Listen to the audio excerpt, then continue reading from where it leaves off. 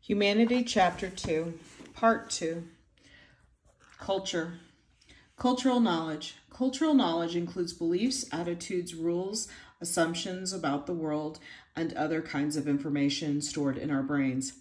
In this section, we discuss only 5 elements of cultural knowledge: norms, values, symbols, classification, and constructions of reality and worldviews. We cover these elements because they are among the most important components of cultural knowledge, and because their anthropological meaning goes beyond that of everyday speech. The concept review previews the 5 major components in a few words. Norms. Norms are shared ideas about how people ought to act in certain situations, or about how particular people should act toward particular other people. The emphasis is on the words ought, should, and situations. The fact that norm exists does not mean everyone follows them all the time. Some norms are regularly violated, and what is normative in a situation need not be in other situations. Norm thus does not follow or does not refer to behavior itself. Rather, norm implies that 1, there is a widespread agreement that people ought to adhere to certain standards of behavior. 2, other people judge the behavior of a person according to how closely it adheres to those standards. And 3, people who repeatedly fail to follow the standards face some kind of negative reaction from other members of the group. Any culture includes hundreds or thousands of norms. People are not consciously aware of many of them.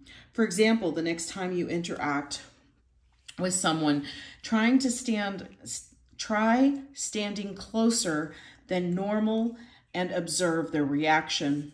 Sometimes people feel that norms are irrational, arbitrary rules that stifle their creativity or keep them from doing what they want for no reason, other than that society disapproves. In fact, though, norms make social interactions much more predictable, and so are quite useful to us as individuals. It is mainly because we agree on norms that we know how to behave toward others, and that we have expectations about how others should behave towards us in diverse social situations or settings. For example, at social gatherings where you do not know many people, you may feel awkward or nervous.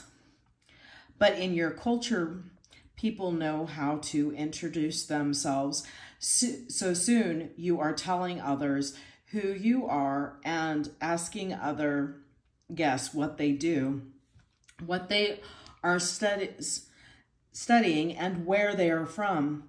Perhaps you even know subtle ways of figuring out whether someone is available.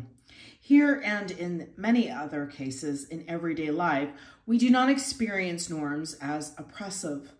Rather, norms are useful guides to how to do something in such a way that others know what you are doing and accept your actions as normal rather than thinking you are strange. Excuse me. Values. Values refer to beliefs about the way life that is desirable for society. Values have profound, though partly unconscious, effects on people's behavior. The goals we pursue, as well as our general ideas about the good life, are influenced by the values of the culture into which we are influenced by the values of the culture into which we were born or raised. At the level of individuals, values affect our motivations and thus influence the reasons we do what we do. Values are also critical to the maintenance of culture as a whole because they represent the qualities people believe are essential to continuing their way of life. One way to think of values is that they provide important standards that people people believe must be upheld under most circumstances. People may be deeply attached to their values and sometimes are even prepared to sacrifice their lives for them. As suicide bombers illustrate, although people may say they cherish their values, it is easy to overemphasize their importance in real people's lives. For one thing, to uphold one value sometimes leads us to neglect others, e.g., people who value career enhancement may be less available to their families. Although they value those relationships also, for another, our personal interest can lead us to ignore or downplay some values in some situations, e.g., people who value honesty may still believe that it is acceptable to be less forthcoming in competitive business situations. Also, our fears, loves, hates, and other emotions can lead us to ignore our values in favor of other concerns. Here are some North American examples that illustrate such complexities. Most people agree that those accused of crimes have rights to a speedy trial and an attorney, but perceived threats from people accused of terrorism may lead to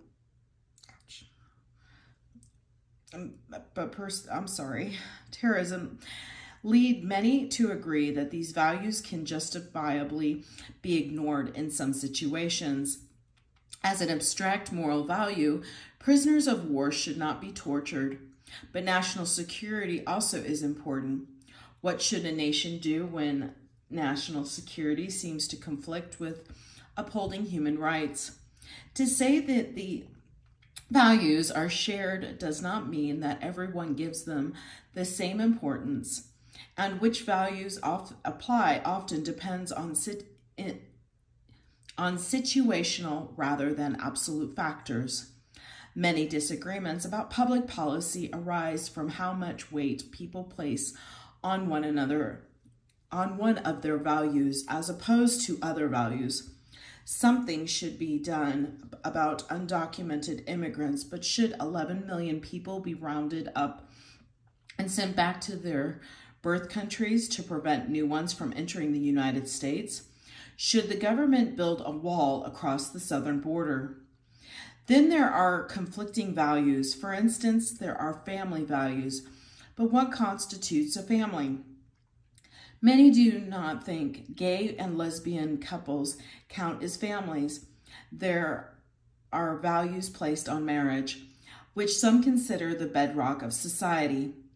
But recent trends lead to questions about who can marry whom, what rights are involved with alternative marriages, and which union should be legally recognized.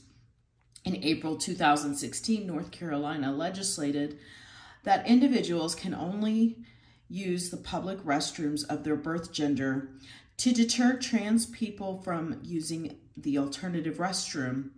Many states have legislated that businesses cannot be forced to provide services in support of acts that violate their religious beliefs, such as making wedding cakes or issuing marriage licenses for gays and lesbians, even if same-sex marriage is legal in that state.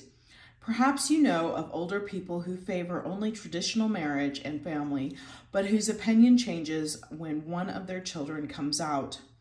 Most Americans hold strong values about equal opportunity, but if opportunities are to be truly equal, then people should not be allowed to pass much wealth to their children because that provides their children a head start in life.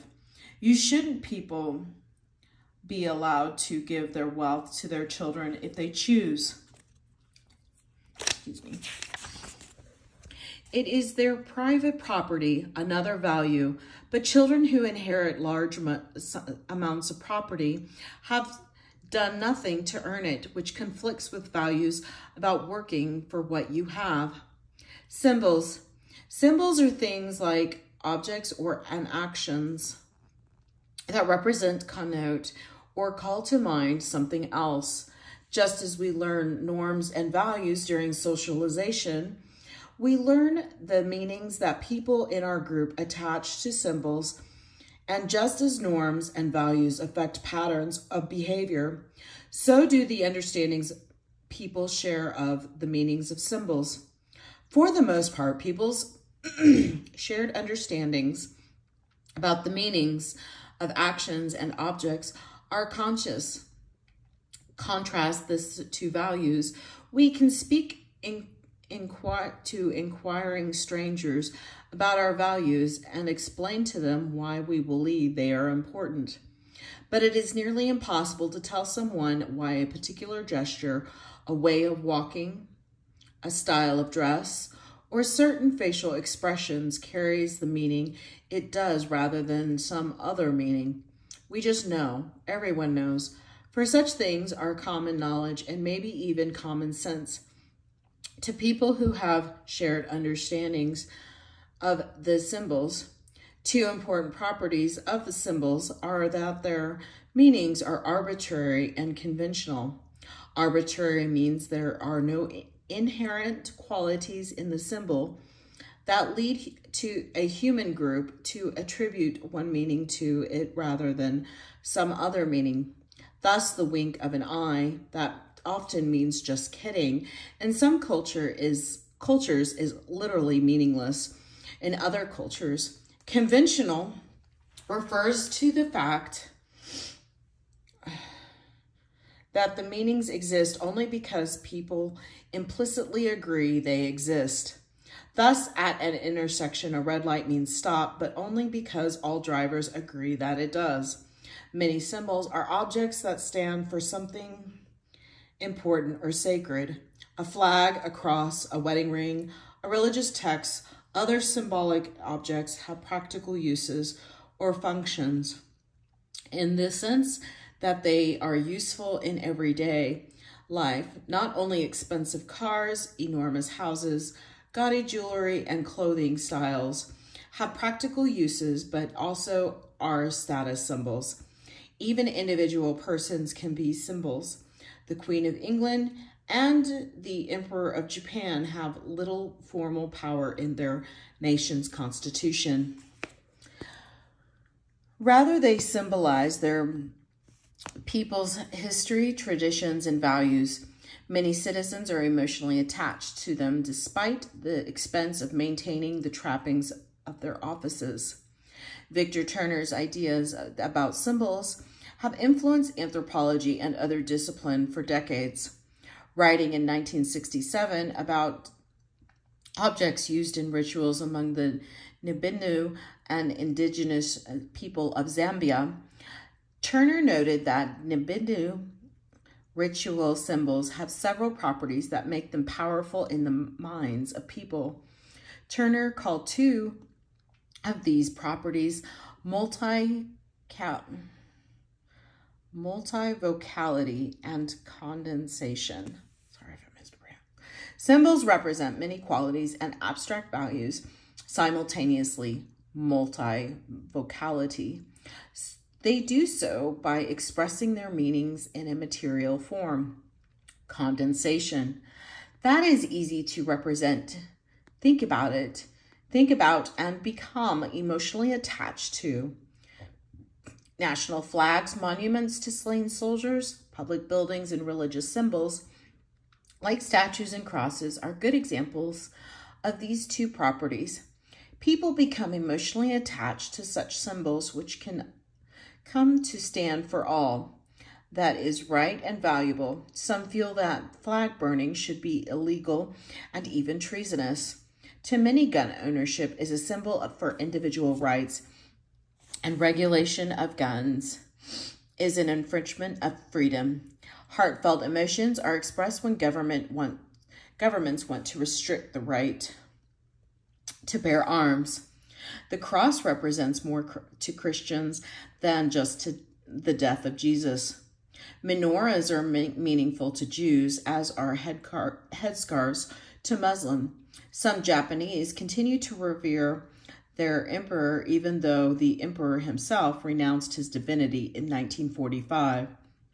Symbols are critical to meaningful social interactions, our shared understandings of what actions mean. allow us to interact with one another without the need to explain our intentions or to state explicitly what we are doing and why. Because you assume that most people you interact with share your understandings in most situations, you know how to act and what to say so as not to be misunderstood. Cultural knowledge includes some common understandings of how to interact with one another appropriately, i.e., according to shared experience, expectations and meaningfully, i.e., in such a way that other people usually are able to interpret our intentions. Nonverbal communication provides a fine example of these understandings. When you interact with someone face to face, the two of you are engaged in a continual giving and receiving of messages. Communicated by both speech and action, spoken messages are intentionally, consciously sent and received. Other messages, including body language, facial expressions, hand gestures, touching, and the use of physical space, are communicated by nonverbal behavior, much of which is unconscious. Nonverbal messages emphasize, supplement, or complement spoken messages.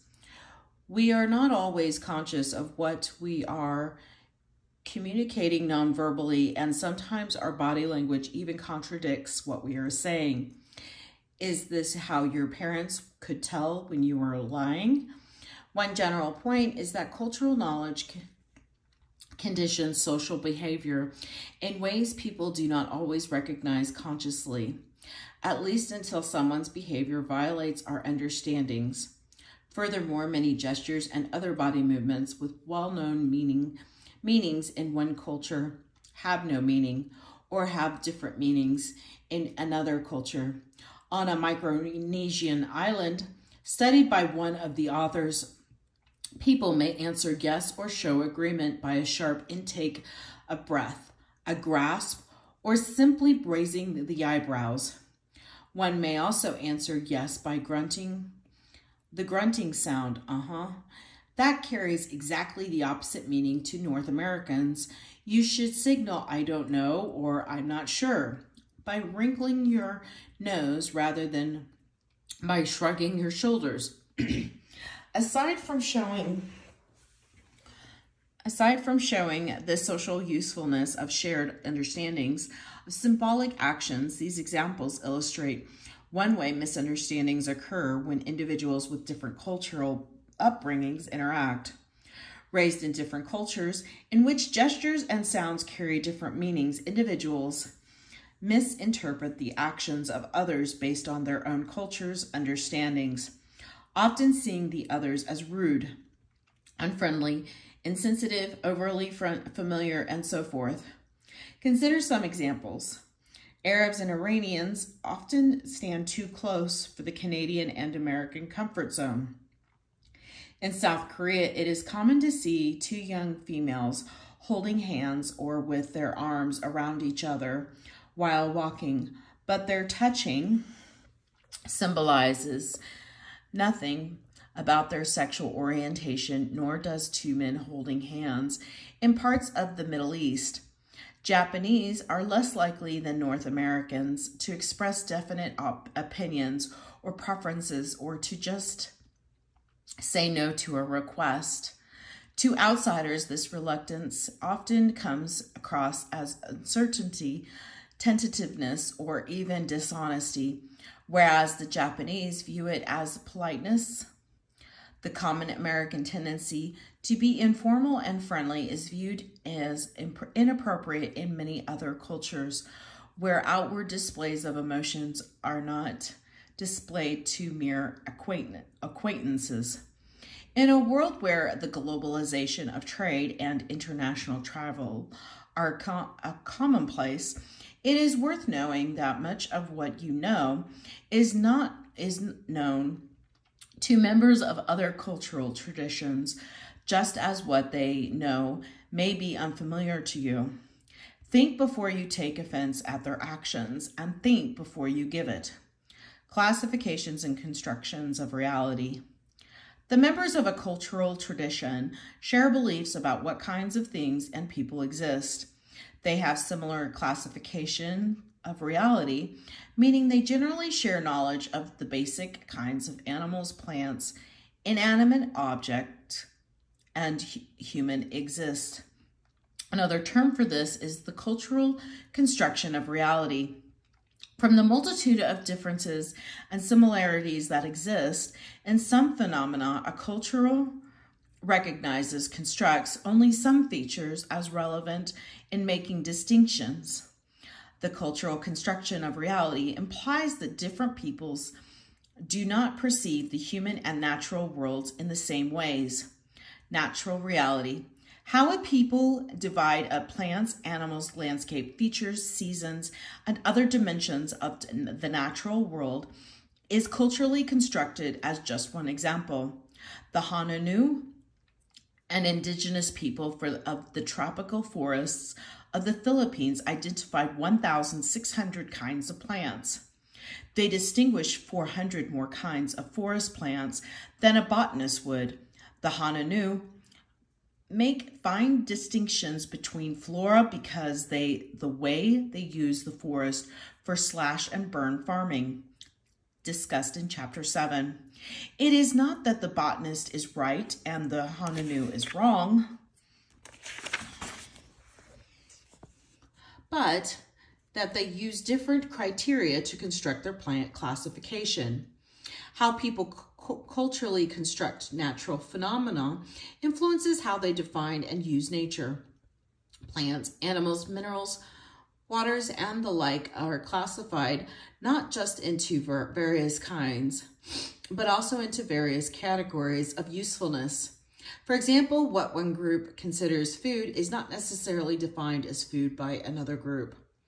Muslims and Orthodox Jews consider pork unclean. Traditional Hindus refuse to consume the flesh of cattle, an animal that is sacred to them. The fact that a given animal or plant is edible does not mean that people consider it edible. Otherwise, more North Americans would eat dogs, as do many East and Southeast Asians, and horses, as do some French.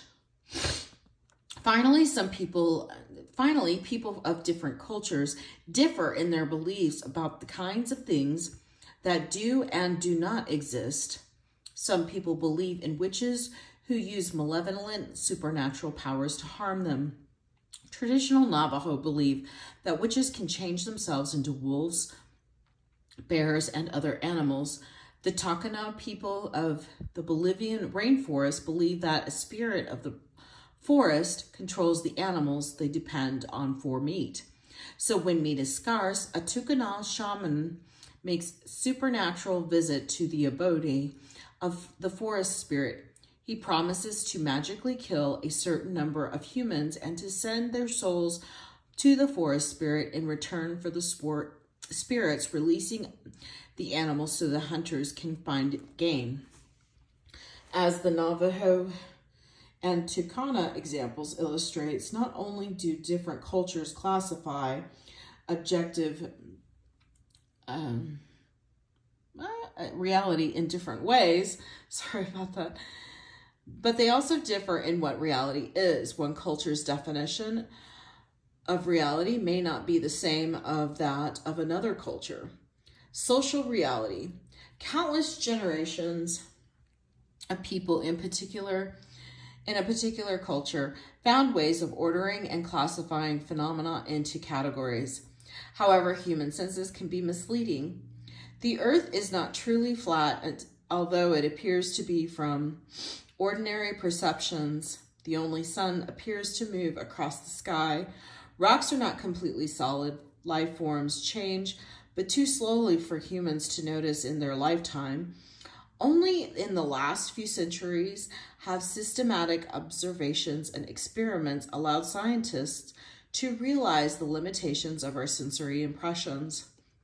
In addition to natural phenomena, human beings may also make cultural constructions of human beings, placing them into categories and attributing certain characteristics to those categories. In future chapters, we discuss cultural constructions of families and of gender. Here we consider another cultural construction, that of race. Most people assume is a natural category, determining by an individual's genes, easily visible and mostly obvious. If people cannot tell which race you are, they probably think you as mixed race. Mixed race is a tricky concept because people of mixed racial heritages are usually assigned to whichever racial category is seen as a minority one.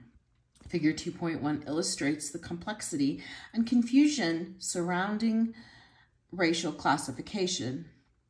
Thus, President Barack Obama is the first Black U.S. president, although his mother was white. Incidentally, the late Ann Dunham Serato was a cultural anthropologist who did field work in Pakistan and Indonesia. Even if we are born and live in a place that is racially homogeneous, we can observe racial differences by visiting almost any large city.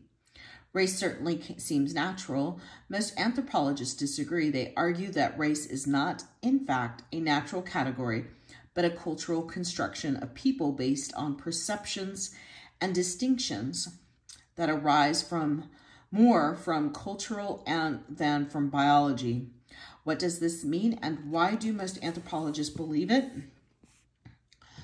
For simplicity, from now on, we will use the term race without quotation marks, with the understanding that the term connotes a cultural construction.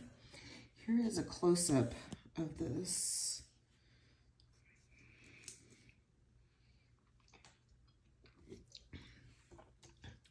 First, the differences out of which race is constructed are only skin deep. When we say people are the same or different races, we generally focus on selected visible physical traits, skin color, facial features, hair characteristics, and so forth. If we looked beyond observable traits to consider other invisible or less visible traits, different racial categories would result. For example, a racial classification of the world's people based on blood groups, ABO, Rh factor, and other characteristics would produce a different classification than one based on skin color. So would a race classification based on the shape of teeth or jaws, or on the ability of adults to digest the milk enzymes lactose. Culturally, we define some physical features as relevant. We consider them significant, whereas others are unrecognized, unperceived, or irrelevant. In short, the traits we use to define races lead to one kind of racial classification, but we could have different classifications if we use different traits. Second, how many races are there? Most elderly people raised in North America would say 3, which in earlier days were called Mongoloid, Negroid, and Caucasoid. These threefold classification of humanity is based on the history of contracts between Europeans and certain peoples of Africa and Asia. But why only 3? Why not 6 or 13 or 40? The so-called pygmies of Central Africa are quite different physically from their Bantu neighbors, as are the once widespread Caucasian peoples of Southern Africa, the indigenous peoples of New Guinea, Australia, and the surrounding islands are quite different physically, not only from many of their neighbors, but also from some Africans whom they outwardly resemble in their skin coloration. Many people of Southern Asia have skin as dark as some Africans, although in some other physical characteristics, they resemble Europeans. What about Malaysian, Polynesian, and Native Americans? Should they be separate races or combined with others? If so, which others? Third, along the same lines, different cultures sometimes develop different racial classifications. Brazil is well known for its history of interbreeding among peoples from different continents. Based on his fieldwork, Conrad Kodak reported that in a single village in northeastern Brazil, 40 different terms were used to refer to race. The villagers recognized distinctions between themselves that outsiders did not see, not only revealing their cultural constructions, but suggesting that other people's racial categories might also be constructed. Fourth, racial classification change over time, even within the same cultural tradition. In the Americas, people who today are seen as racially indistinguishable once were widely viewed as members of different races. When large numbers of Irish immigrants to the Americas after the potato blight struck Ireland in the mid-19th century, they were considered a race by many other Americans whose ancestors had lived here somewhat longer. Further, many viewed Jewish people as a distinct racial group, even though Judaism is a religion. Such distinctions may sound absurd today to most North Americans. At any rate, perhaps present-day racial diversions will seem equally absurd in the next century. In sum, most anthropologists believe that race is culturally constructed for the following reasons. Different racial categories can be constructed by applying different criteria. There is no objective way to determine whether some population should be considered a separate race or grouped with other population into single race type, or how many races exist. Different cultures identify different numbers and different kinds of races, raising doubts about biological reality of any given culture's racial categories. Even within a single society or nation, the definition of race changes over time. So do some anthropologists deny that there are physical differences between populations whose ancestors originated in different continents? No, to claim that races are culturally constructed is not to deny biological genetic realities. However, it does deny that these differences cluster in such a way that they produce categories of people who consistently differ in the same biological ways, i.e. races. Individual human beings differ from one another physically in a multitude of visible and invisible ways. If races, as most people define them, are real biological entities, then people of African ancestry would share a wide variety of traits, while people of European ancestry would share a wide variety of different traits. But once we add traits that are less visible than skin coloration, hair texture, and the like, we find that people we identify as the same race are less and less like one another and more like people we identify as different races. Add to this point that the physical features used to identify a person as a representative of some race, e.g. skin coloration, are continuously variable, so that one cannot say where brown skin becomes white skin, although the physical differences between themselves are real. The way we use physical differences to classify people into discrete races is cultural construction. For these and other reasons, most anthropologists agree that race is more of a cultural construction rather than a biological reality. Indeed, the American Anthropological Association recommended unsuccessfully eliminating the word race from the 2010 U.S. Census. The American Anthropological Association has an excellent website that portrays conception of human differences. Why does it matter whether race is a cultural construction rather than a biological reality? As long as people can avoid viewing some races as inferior to others, why is it so important that we see race as a cultural construction? For one thing, once a culture classifies people into kinds or types, it is difficult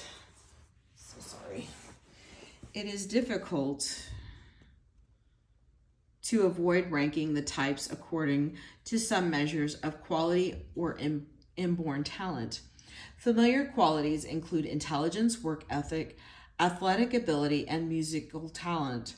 Some people believe Asians are naturally smart and work hard, whereas African Americans are better natural athletes, dancers, and musicians.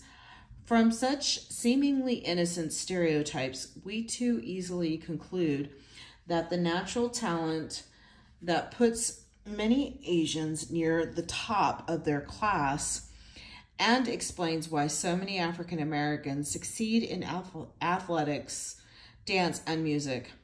Another reason to view race as culturally constructed is that doing so helps to avoid confusing race with other kinds of differences that have nothing to do with physical differences. Most North Americans do not distinguish, at least not consistently, differences due to race from differences due to language, national origin, or cultural background. The latter differences, of course, are based on cultural and or language, not on physical characteristics. Too easily, race is confused with ethnicity. For example, many people view Native American and Hispanic as the same kind of identity as race, but Hispanics may be black or white or brown or any other humanly possible color, and many people who identify themselves as Native Americans based on their origins and culture are indistinguishable physically from Americans with European ancestry. Last, race is currently a part of the way people identify themselves to one another. It is an important part of an individual's social identity. Another person's perception of you and your perception of yourself is affected by your assumed membership in some racial category. Such identities often carry racial pride. Racial pride may be a positive force in the lives of people who have suffered the effects of prejudice and discrimination. As older African Americans who were a part of the 1960s Black Power movement will appreciate, yet racial pride cuts both ways, as those familiar with beliefs and activities of the Aryan Nation and other such groups dedicated to maintaining racial purity know. Political leaders and opinion shapers in the popular media can and do manipulate their opinions of one race about other races to further their own political and social agendas. Playing on racial prejudice to win votes needs to be subtle, lest candidates and opinion shapers be charged with racism, but there are code words that may signal true intent.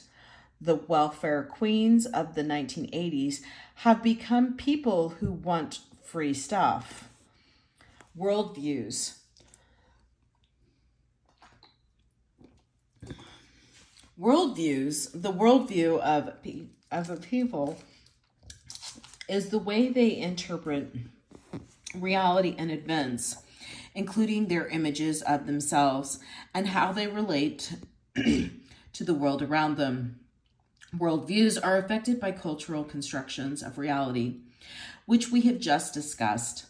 But worldviews include more than just the way a culture carves up people and nature into kinds.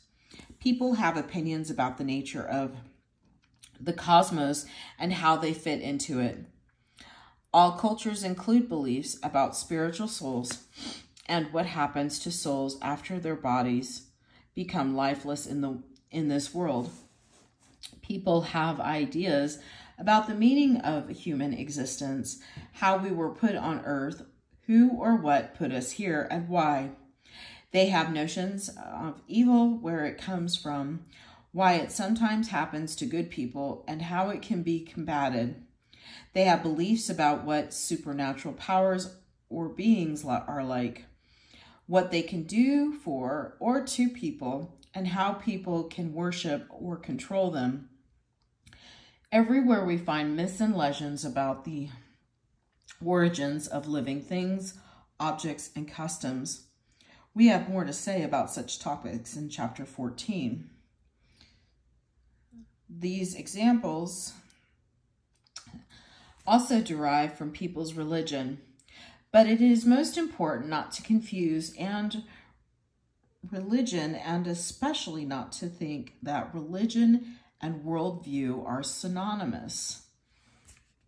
Although religious beliefs do influence the worldview of a people, cultural traditions vary in aspects of worldview that we do not ordinarily think of as religious. For instance, the way people view their place in nature is part of their worldview. Do they see themselves as the masters or conquerors of the Do they see themselves as the masters and conquerors of nature, or as living in harmony with natural forces? The way people view themselves and other people is part of their worldview. Do they see themselves, as many human groups do, as the only true human beings and all others are essentially animals? Or do they see their way of life as one among many equally human but different ways of life? Most modern scientists share a similar worldview. They believe that all things,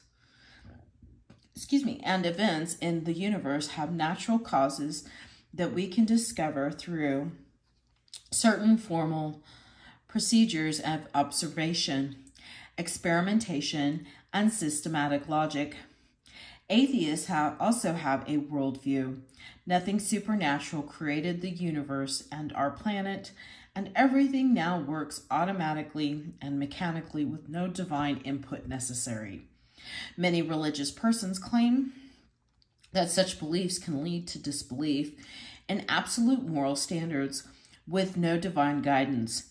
Anything goes, they fear. Atheists and agnostics respond that human well-being and social responsibility can serve equally well as a moral compass, and that some of history's worst tragedies have been caused by religion and hatreds derived from religion. The origins of culture. Like so much else about our early past, when humanity began to depend on culture is uncertain, most anthropologists think the essence of culture without which everything else cultural could not exist. That is the ability to create and understand symbols. If meanings are arbitrary and conventional, that implies a highly developed ability to distinguish the meanings of objects and behaviors from their outward forms. Dating the development of the ability to understand symbols would then imply that culture was present. But how to determine when humanity developed this capacity? It is difficult to know whether some long people had the ability to create and understand symbols. For example, some artifacts like spear points were made for practical purposes. That is, to provide something useful like food or shelter.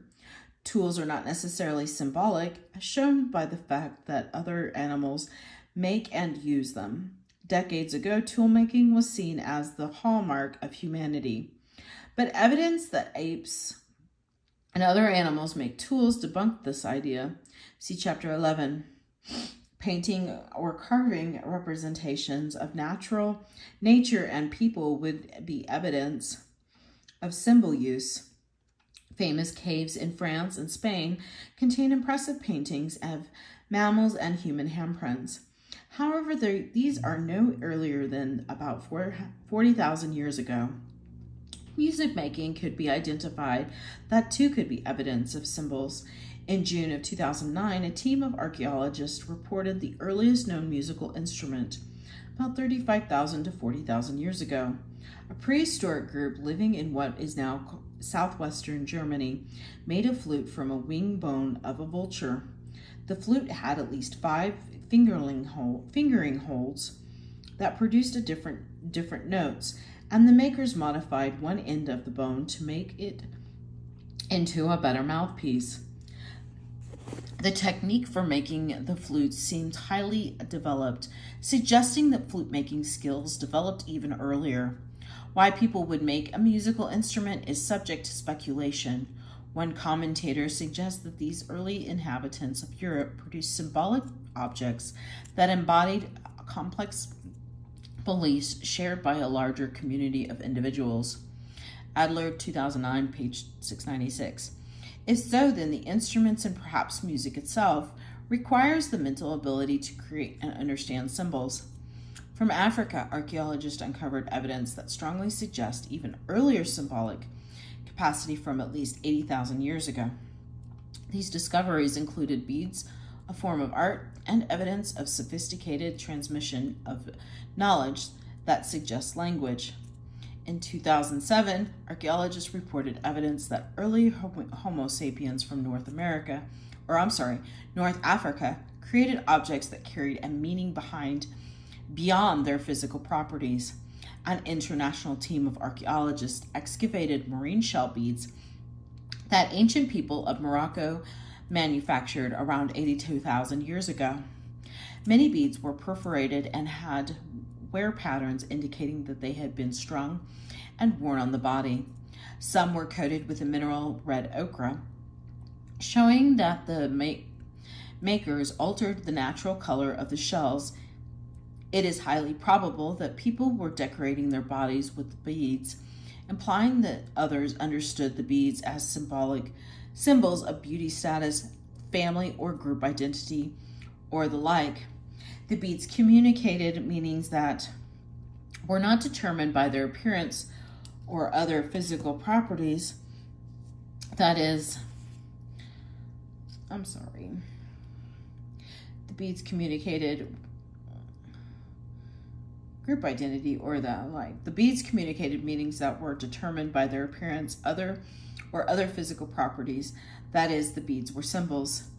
From a site in southern Africa comes more evidence of symbolic capacity.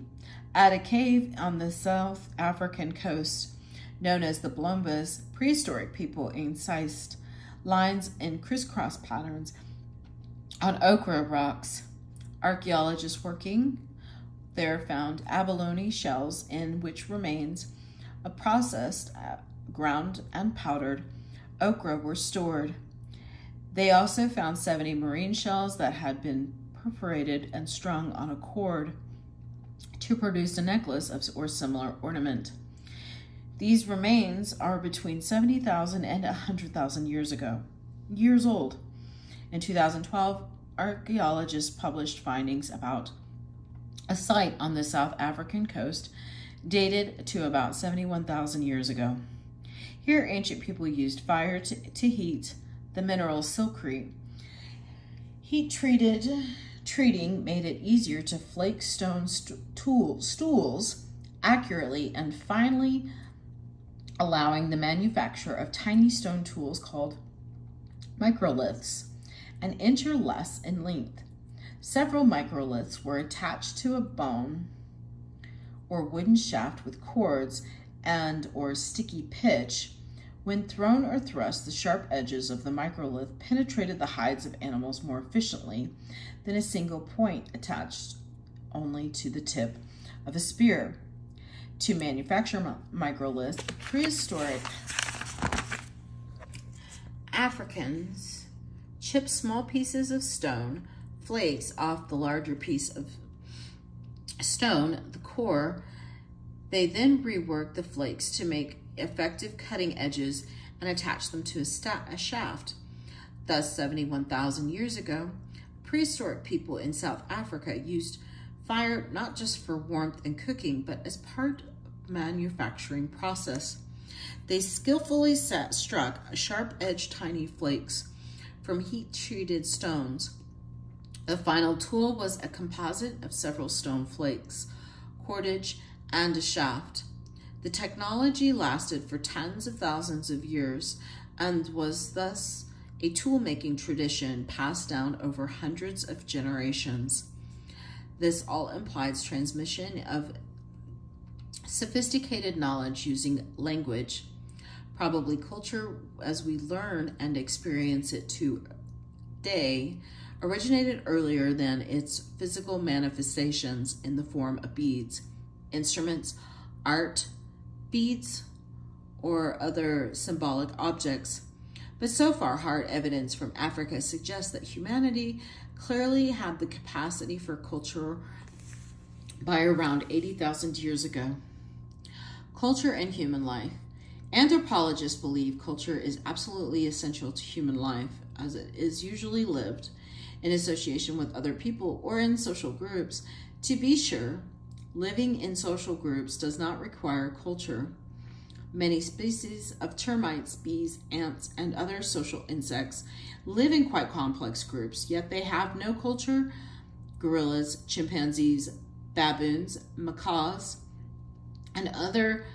and most other primates are also group living animals.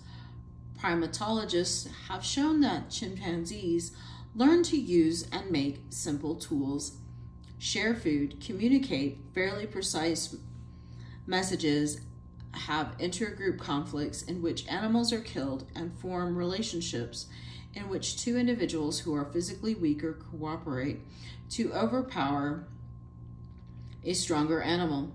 Yet few anthropologists claim that chimpanzee groups have culture in the same sense as all humans do. Some use the term proto-culture to emphasize that many animal behaviors are socially learned rather than instinctive.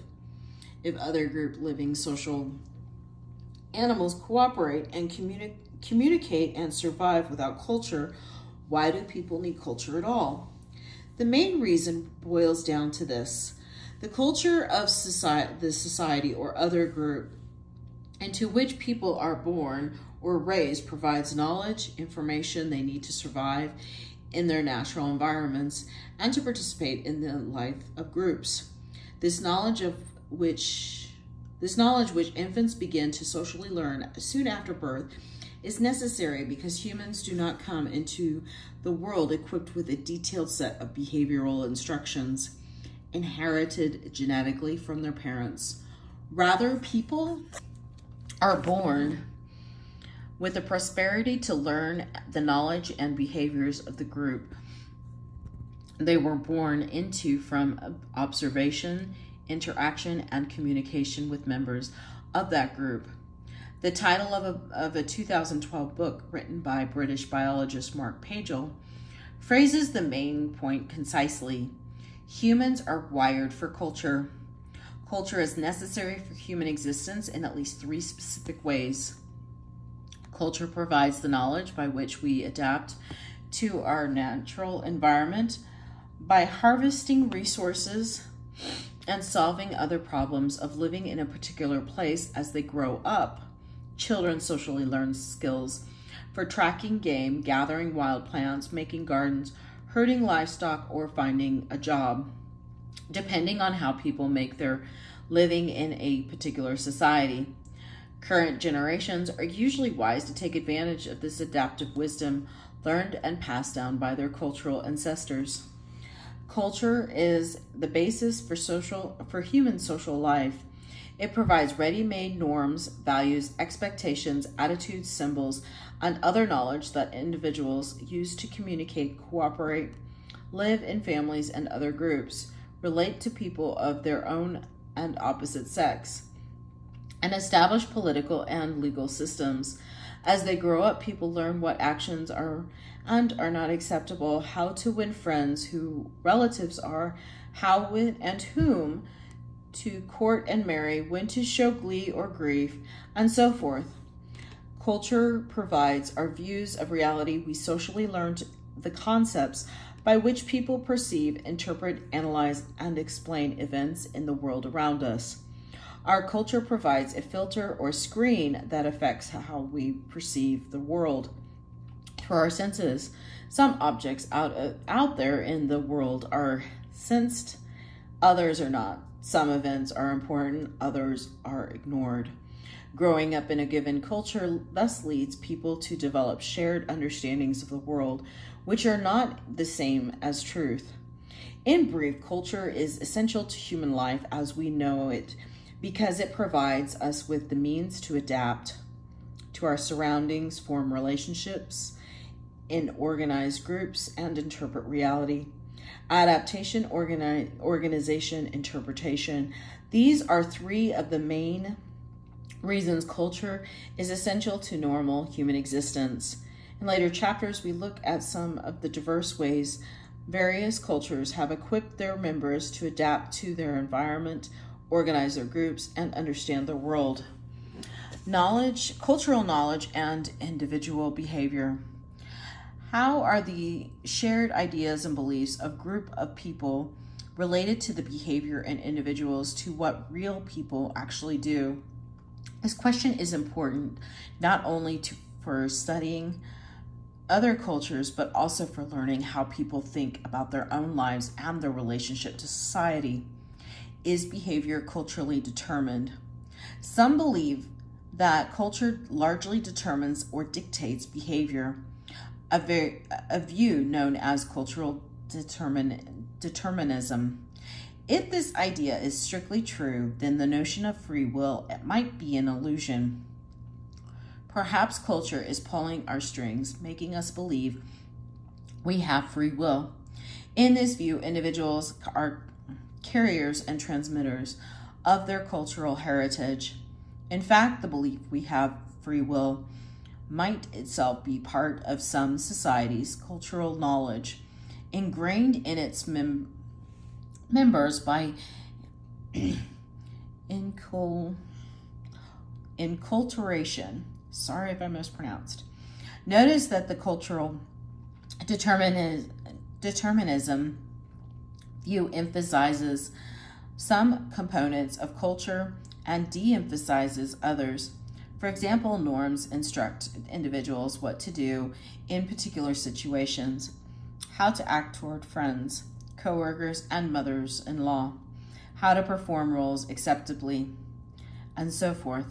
The values we socially learn tell us what is important for society as a whole and also provide individuals with a set of goals to pursue. Those who deviate are usually forced to conform or ostracized or are eliminated. Sometimes the relationship between cultural knowledge and individual behavior is as simple as cultural determinism implies, but not usually. Norms are flexible and usually situational. Values provide only rough and sometimes conflicting guidelines for behavior and can be inconsistent. Culture also includes shared symbols with their meanings, constructions of reality, and worldviews. These last three influence our behavior, but only indirectly by affecting how we perceive and interpret the world, rather than directly as instructions. The effect of cultural knowledge on behavior is more complicated than cultural determinism implies. It could be true that your mind is mainly a vessel that transmits your culture to the next generation, but you probably think you are more complicated than that. Most modern anthropologists agree, recognizing that culture does shape individuals, but it also shaped by individuals. In most situations, individuals calculate, weigh alternatives, and make decisions for those actions that are important in their own lives or in the lives of others. They plan ahead and consider their possible benefits and costs before they act. In considering the relationship between knowledge and behavior, we must take into account people's ability to think ahead, plan, strategize, and choose. formulating plans, and make choices involve rational thought and emotional dispositions, both of which occur in the context of cultural knowledge. Planning and choosing involve the following procedures: deciding on one's goals, ends, determining the resources or means available to acquire these goals, calculating which specific actions are likely to be most effective, estimating the relative costs in time and or resources and benefits, rewards of these alternative actions, and finally choosing between alternative courses of action. Culture affects every step of this choice-making process. Norms force individuals to take into account how others are likely to react to their behavior. Values affect their goals, and values affect the goals that people have and discourage them from acting in ways that infringe on the rights of others. Choices are affected by the existing cultural constructions of people and things, worldviews, and individuals' anticipation of how others will interpret the meaning of their actions. So important are the effects of cultural knowledge on individual decisions that one influential anthropologist long ago defined culture itself as standards for deciding what is, what can be, how one feels about it, what to do about it, and how to go about doing it. Goodenough, 1961, page 552. Thus, an important way of cultural knowledge affects behavior is by its influences on choices individuals make about what to do in various situations. One way to say this is that cultural knowledge provides boundaries for behavior. Within these boundaries, people are free to choose between alternative actions. Most people do not overstep cultural boundaries because they believe in the moral correctness of norms and values, because they fear negative reactions from others, or because doing so it would involve actions that others might misinterpret. Why does behavior vary? The complexity of the relationship between knowledge and behavior is the main reason we distinguish knowledge from behavior. Another reason is that shared ideas and beliefs sometimes do not predict behavior very well, and what is expected is often not what occurs. There are several reasons that actions of different individuals vary. The most obvious reason is that no two individuals have exactly the same life experiences, even though they are brought up in the same cultural tradition. Although we often speak of the way children are raised, in fact, enculturation practices vary from family to family, even within the same community. Different childhoods and life experiences make individuals, even siblings, as most people know, different in their reactions and actions.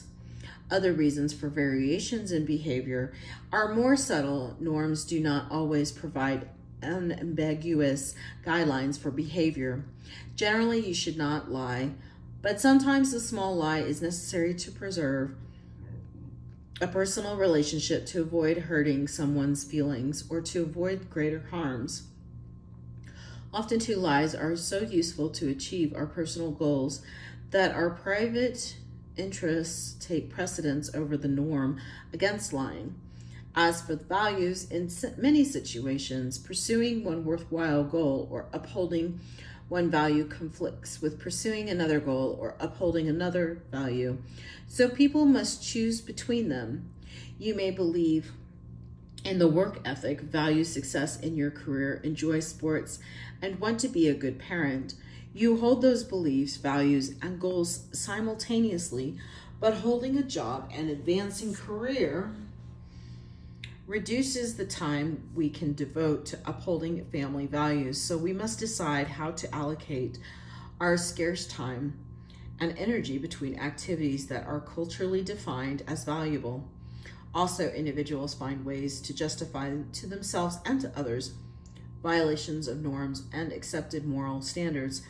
When such norms and standards conflict with their interest, you may rationalize stealing from your employer by believing you are underpaid. Your boss may justify having you work overtime for no extra pay because he is pressured from his own boss. Your company may lay off its workers and move its operations overseas because it must operate in highly competitive global environment. Finally, people receive contradictory messages about what actions are proper and morally right. Sometimes ideal models for behavior are contradicted by the messages and models people receive from the actions of their parents, relatives, friends, political leaders, and the media. Our older relatives might want us to uphold their standards of sexual morality, but when we watch TV and movies or go on the internet, we are exposed to conflicting messages and values. The preceding examples are familiar to most readers. Our main point is this: all cultures have abstract public values and norms that distinguish right from wrong, appropriate and inappropriate, and so forth. But real-world situations are complicated. Real-life individuals have personal goals to pursue and sometimes yield to temptation. People have to choose between values and norms that conflict in some circumstances. In some, all humans and all groups deal with the complicated conflicts between private interest and public duties. The actions of individuals are often an uneasy compromise between the two. Although our behavior is embedded in the context of cultural knowledge, its relationship to this context is complex and variable. We all recognize this complexity in our own behavior rather than simplistically condemning the hypocrisy of others. We should recognize more often that this complexity applies to them as well. Biology and cultural differences. I'm so sorry. In many ways, humans are like other mammals. Biologically, we must regulate our body temperatures, balance our energy and liquid intake and expenditures, and so forth. But anthropologists say that humans are special mammals because we rely so heavily on culture for our survival. Do biological, genetic, and physical differences between groups of people have anything to do with the cultural differences between them? To rephrase the question so that its full implications are apparent, is there any correlation between cultural differences and physical differences between groups of people? Before the 20th century, many people believed the physical differences between groups of people explained differences in how they thought, felt, and behaved. That is, they believed racial differences partly or largely accounted for differences in culture. According to this notion, now called biological determinism, cultural differences have a biological basis, meaning that groups of people differ in how they think, feel, and act because they differ in their innate biological makeup. Biological determinism is a convenient belief about what makes human groups, like ethnicities and races, differ in their beliefs and actions. It is simple to understand. Often, it is a politically or economically useful idea, especially when combined with ethnocentric attitudes about the superiority of one's own culture. If French or Chinese see their culture as superior to African or Native American cultures, that might be because the French or Chinese are biologically superior to African or Native Americans. Colonialism, expropriation, so sorry if I mispronounced that, of land and other resources, slavery and genocides often were justified by the idea that groups of people differed in their customs and beliefs, and also in their intelligence because of their physical differences. If biology determines who comes out on top in competition among individuals and groups, then whoever comes out on top and bottom is justified. and even inevitable. Competition between individuals and groups produces losers as well as winners due to the natural or inherent characteristics of both. This notion is usually called social Darwinism.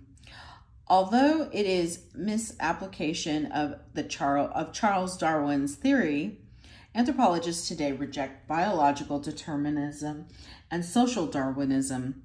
The diverse cultures of Africa did not and do not differ from the cultures of Europe or Asia because the peoples of these continents differ biologically, nor do the cultures of different ethnic groups within a modern nation differ because these ethnic groups differ genetically.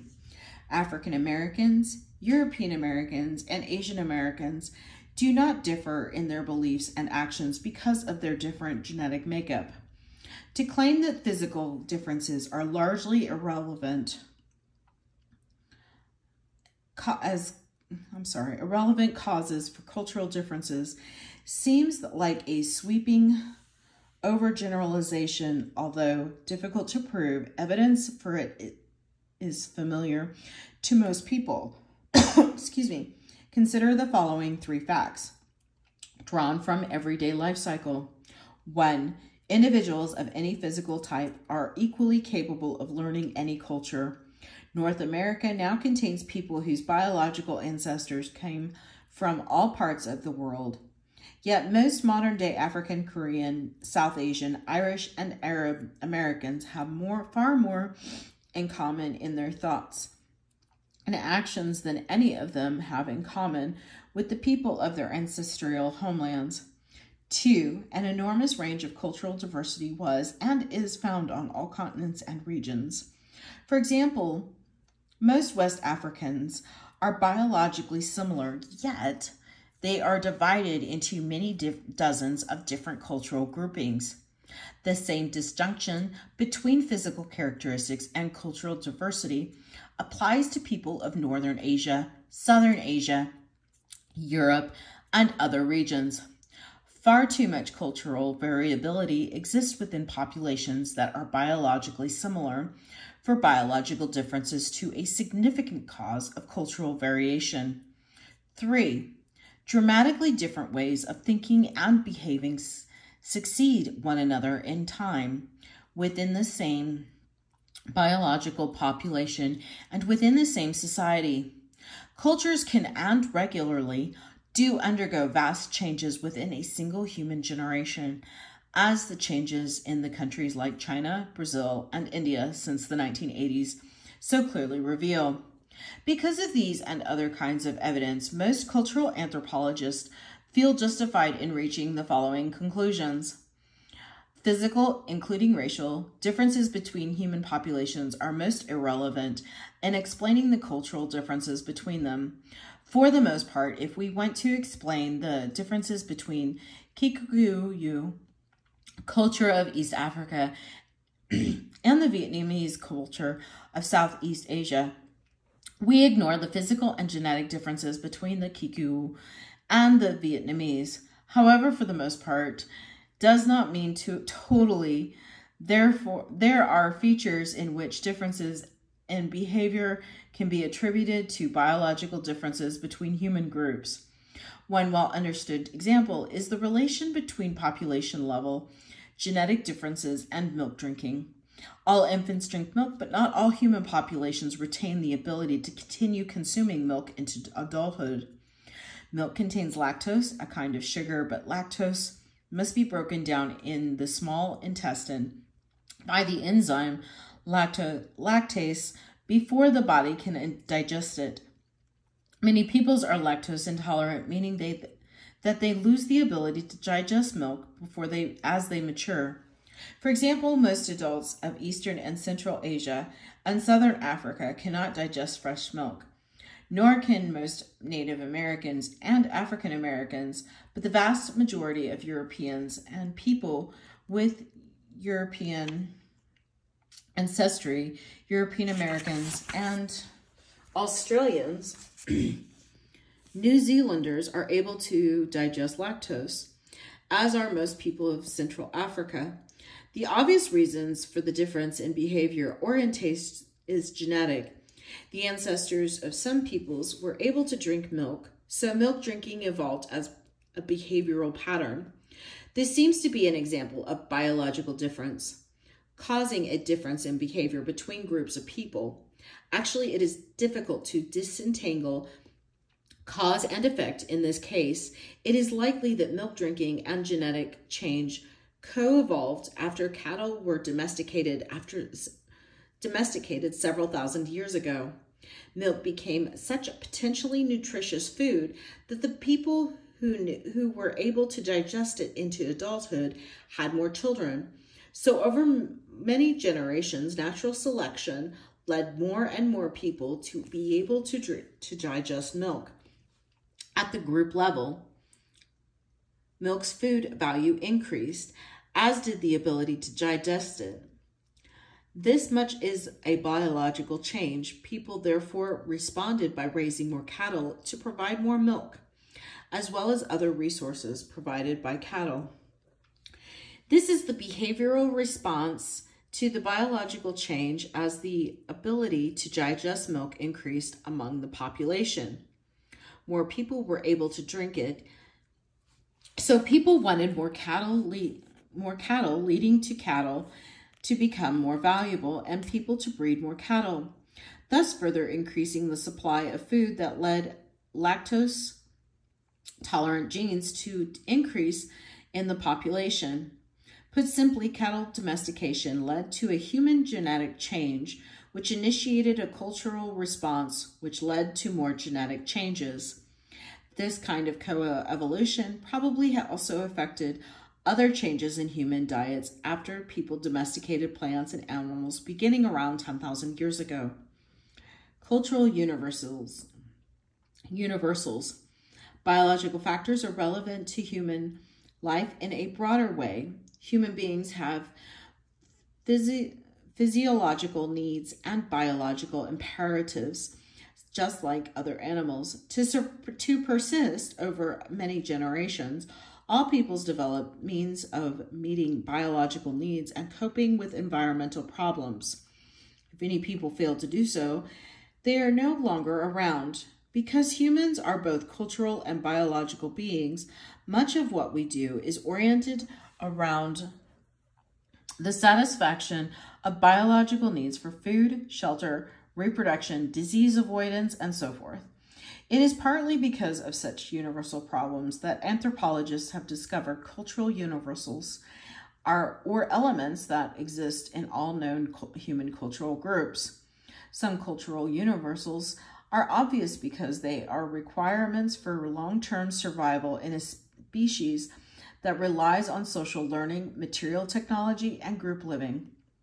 These universals include tool-making, building shelters, methods of communications, patterns of cooperation used in acquiring food and other essential resources, family systems, ways of teaching children, methods of social control, ways of regulating who may have sexual relations with whom, and so forth. There is no great mystery about why all human groups have such things. Other cultural universals are not so obvious. They do not seem necessary for the physical survival of individuals or groups, but are nonetheless present in all cultural traditions.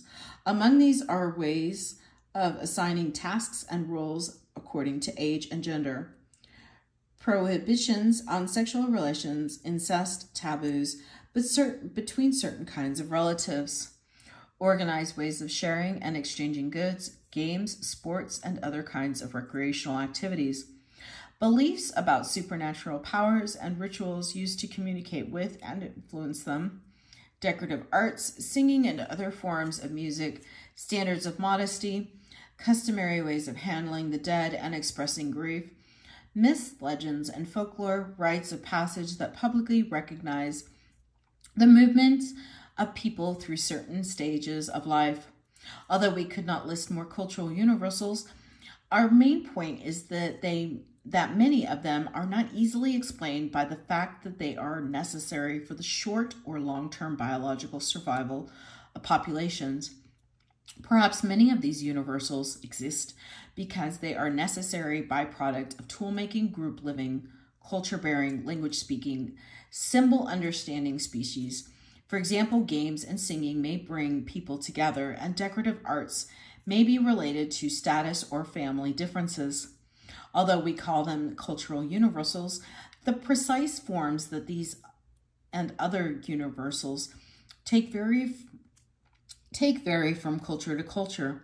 For instance, all human societies have beliefs about the supernatural, but the nature of these beliefs varies enormously among cultures, as seen in Chapter 14.